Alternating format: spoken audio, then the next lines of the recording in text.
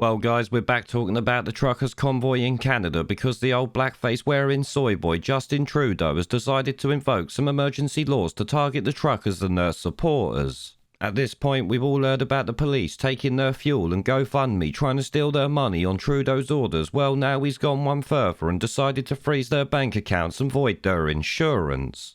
Yes, apparently the Liberal minority government in Canada plans to stem protests by making anyone who takes part or helps them destitute. It's pretty incredible really, but shows how desperate this sad little twat really is.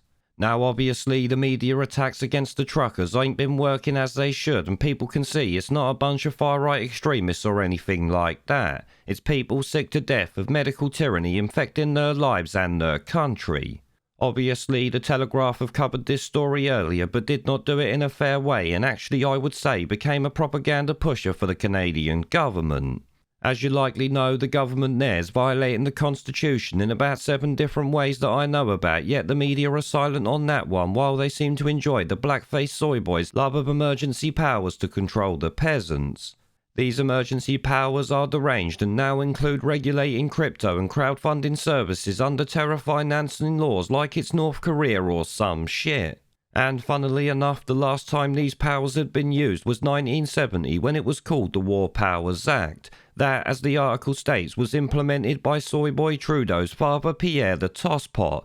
Now at this point we all know the truckers ain't no terrorists, and in fact everyone with half a brain cell likely knows that, but these desperate politicians don't care about reality. They've got an agenda to push and a corrupt media to back them up.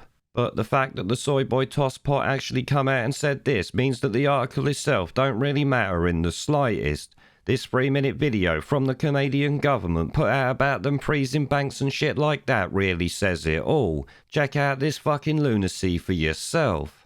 We are broadening the scope of Canada's anti-money laundering and terrorist financing rules so that they cover crowdfunding platforms and the payment service providers they use.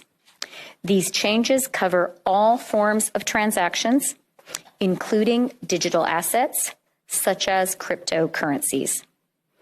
The illegal blockades have highlighted the fact that crowdfunding platforms and some of the payment service providers they use are not fully captured under the Proceeds of Crime and Terrorist Financing Act. Our banks and financial institutions are already obligated to report to the Financial Transactions and Reports Analysis Centre of Canada, or FINTRAC. As of today, all crowdfunding platforms and the payment service providers they use must register with FINTRAC, and they must report large and suspicious transactions to FINTRAC.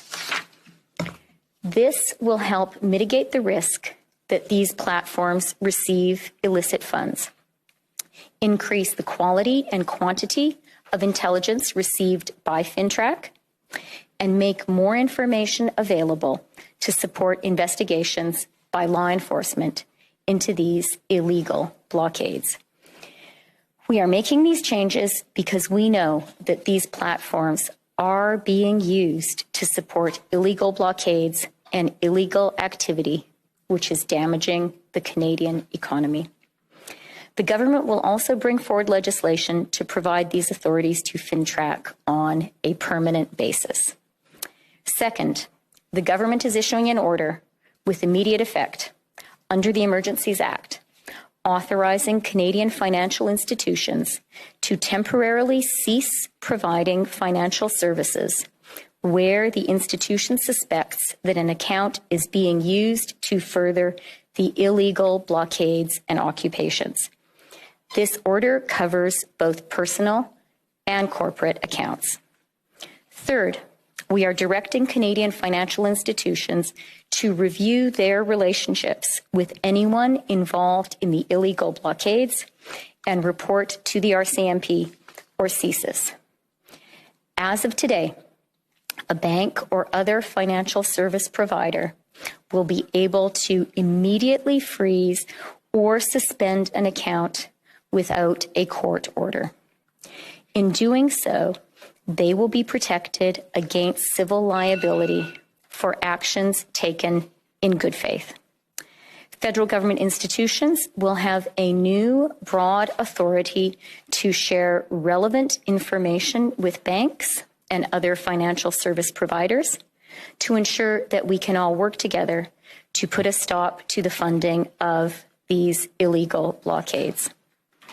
This is about following the money.